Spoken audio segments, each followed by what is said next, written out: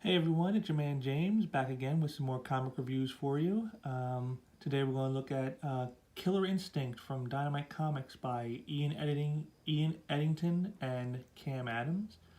Um, this is based off of the video game property, so you know it's probably going to be high quality when they're basing them off video games. To start off, we got this cover here by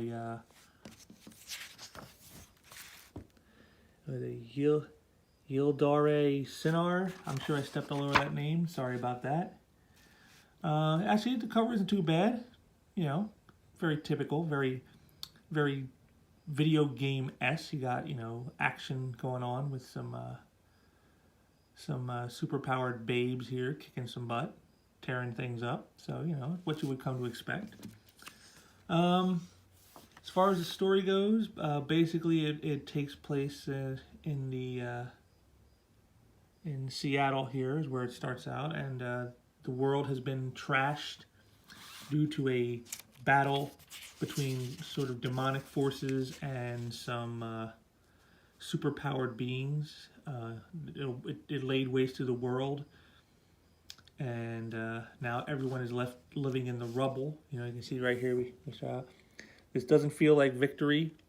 Sure, we saved the world, but was the cure worse than the disease?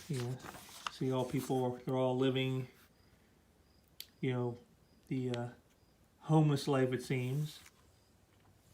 And go around just trying to survive. And then here's the recap of all the of how they got to this point. This Shadow Lord, Gargos, tried to take over the world basically, and they they fought back and defeated him, but at the cost of basically wrecking the world. And now, you got all kinds of crazy things like gangs going around, looting and robbing, trying to steal from people who have nothing. Enter our heroine, and I want you to take a look at it. I mean, look at it. Is she a gnome? What is this? It's that perspective is way off. I mean, you see this. This is her. Here she is on the cover. She looks like your typical, 5'10", 5'11" size woman. Here she looks about 4'6". It is very, very bad perspective. And so her and her friend, they do their thing against these scumbags who are trying to steal from people who basically have nothing. Got some good action shots here, and she makes pretty short work of them. They're not exactly a challenge to her. And her dragon ally here. But then when things are over, the people, who they saved, it's okay, you don't need that, they're done. It's not for them. It turns out that they don't want the protection of these people. So her and her friend, they head off. Then we get a little subplot here with someone, looking in on things here. It's, energy can be neither created nor destroyed. It can only be transferred or transmuted from one form to another. Yet it is being leached from the bones of the earth. The planet is hemorrhaging life energy and more. Even the guardian spirits themselves are losing their potency. How can this be? Where is it going? Who is responsible? I pride myself on knowing what others do not. Knowledge is power. Yet despite being steeped in the occult and the arcane, I cannot see to the heart of the matter. I require assistance. So I guess we're setting up how our heroine and her friend are going to have to deal with this guy in the future. And then they're leaving the city as per what they said, and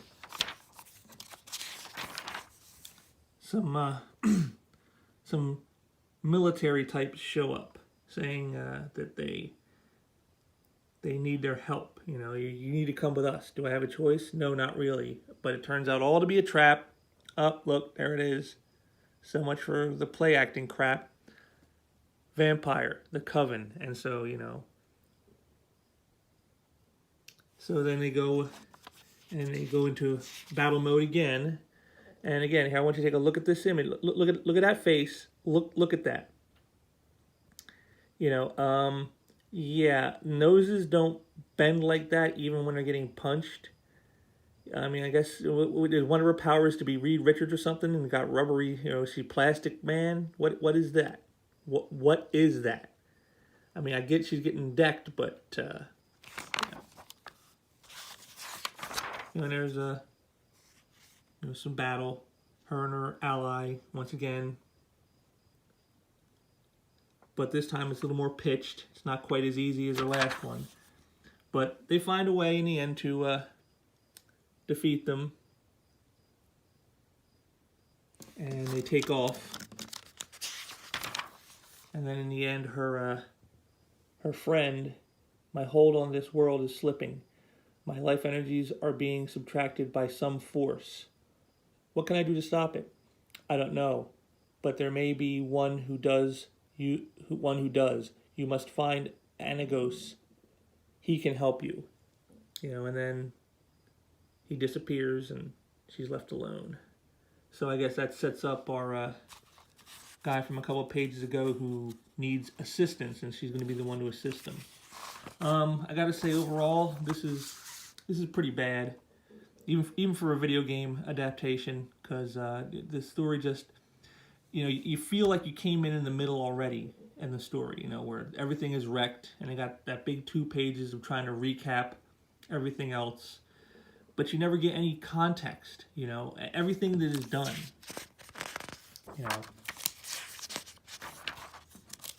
everything that they show, all of this, it's you don't really get a connection. Our heroine, why is she fighting? What is she hoping to gain? The world is wrecked. Why is she just sitting around with people in the wreckage? Why isn't she doing something to try to maybe fix it? Since they're the ones who are at least in part responsible for it. Just right now, we can't. That doesn't matter. No, who cares? And like I said, we got some good fight sequences. The book has that going for it, but in story, it's way light. It's way light, and you just who this guy is and what his deal is. You don't really know. The Vampire Coven, what's their deal? You don't really know. It's just people who seem to be fighting each other, and you don't know why. And like I said, then you get stuff. And you just get stuff like this. It's just awful. Ian Edginton. I know his work. He's done a lot of licensed properties in the past, stuff like at Dark Horse, like Terminator and Aliens and Planet of the Apes. So like this would seem in his wheelhouse, being an intellectual property from another media source. But it's just, he gives you nothing to really work with. It's just she's walking around from fight to fight. You don't really know why. You don't really know what the deal is. What's the big mystery. Things like this. Here it is. She fires off the shot to take them out, and it's all in silhouette. You don't really see anything. It's just very, very. You would think this would be like a big splash page of explosion with people flying and stuff, but instead it's just this little, like 1/3 image at the top, all in silhouette. And then, like I said, It lacked any gravitas in this, or you felt nothing for any of these characters. Here again, the big reveal. She reveals herself, and it's just this little munchkin image of her. There's nothing. You would think a big reveal, like half the page is image of her ripping off her cloak, and then now she's revealed herself, and it's time for action. There's it's very blah. This guy, Cam Adams, I don't think he's got the chops to do this kind of work. Maybe he could do some other genres, but like an action genre, like superhero style, like this. It's just obviously not his forte. Ian Edginton's story, like I said, there's barely a story at all. This is, again, this isn't the worst This isn't the worst Dynamite book I've read out of the lot, but it's pretty much down there. It's like I give it 2 out of 10. You know, it really is, like I said, it's got a few decent action sequences, you know, and the cover's kind of nice, but other than that, there's really nothing much here. Nothing that makes you say, hey, I got to find out more. I want to find out who these people are and what the deal is. It's just you know, just a big waste. You know, definitely not a recommend. You know, if you had your choice, probably play the video game Killer Instinct instead. You probably get more story and more enjoyment out of that than you would this. This is pretty bad overall, and yeah, just you know, one of those things, I guess, where they just had to produce it just to produce. Oh well, you know how that goes. Well, that'll do it for this review. If you like the review, give it a thumbs up there, and drop me a comment down there. Let me know. And if you didn't like it, drop it in the comments and let me know about it, because I'm always wanting to hear what you guys think. Make sure to smash that subscribe button there so you can never miss another review or other things that I do here on the channel. So you can always stay informed. And until next time, I'll see you later. Take care.